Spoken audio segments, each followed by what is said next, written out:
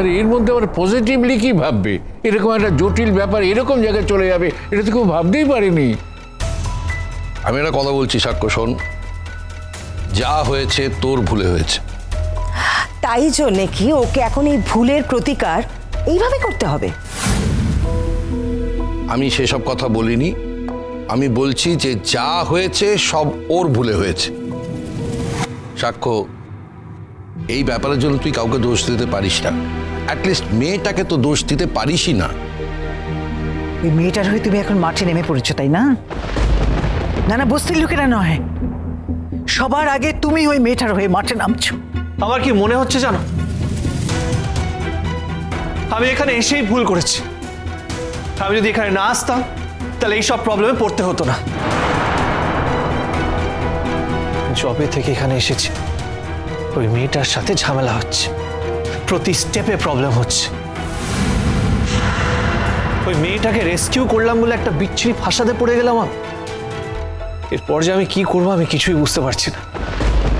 তার থেকে এটাই হোক যে সাক্ষ্য মিথ্যে কথা বলেছিল। সত্যি তো বিয়ে করেনি, তাহলে মিথ্যে কথাই বলেছিল। এতে কিন্তু আরো বড় ফাঁসাতে পড়তে পারো। ও ওই মেয়েটাকে ওর নিজের বউয়ের মিথ্যে পরিচয় দিয়ে এক ঘরে থেকেছে, এবং তুমি যে সমস্ত বস্তির লোকেদের বলছো না খুব খারাপ, ওর ঘাড়ে মেয়েটাকে জোর করে গুছিয়ে দেবে, তারা কিন্তু আরো একটা কথা বলতে পারে যে ও ফুসলিয়ে জোর করে ওই মেয়েটাকে নিয়ে এক ঘরে রাত কাটিয়েছে, সুতরাং এখন তোকে বিয়ে করতে হবে। তার থেকেও জরুরি কথা হচ্ছে এটা কিন্তু পুলিশও বলতে পারে। এই খবরদার বলছি, একদম বাজে কথা বলবে না, হ্যাঁ? আমরা আমাদের মেয়েদের এইভাবে বড় করিনি, কখনো এইভাবে বড় করিনি। তোমরা যে এত কথা বলছো, তোমরা কি ওখানে ছিলে? নিজের চোখে দেখেছো ওখানে কি হয়েছে? না না, আমাদের দেখতে যেতে হবে না, কাগজে তো বেরিয়েছে। আর তোর বন্ধুরাও তো বলেছে ওরা দরজা বন্ধ করে এক ঘরে ছিল, ওরাই ওই দরজা খুলে বার করেছে। আমরা সেটা মোটেও বলিনি। আমরা মোটেও বলিনি যে আমরা ওদের দরজা ধাক্কা দিয়ে বার করেছি। আমরা দরজা ধাক্কা দিয়েছি, ওরা তখন দরজাটা খুলেছে। এই তোমাদের সবার কথা আমাদের মুখে মোটেও বসাবে না। যা করেছি বেশ করেছি, তোমাদের যা করার করে নাও।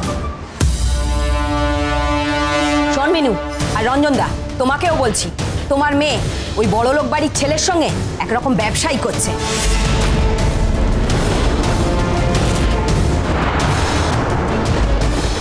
তোমরা পয়সা করি পাচ্ছ তাই মুখটা বন্ধ রেখেছো, আমরা কিন্তু মুখ বন্ধ করে থাকবো না। আমরা কিন্তু তোমাদেরকে এপারে রাখবো না।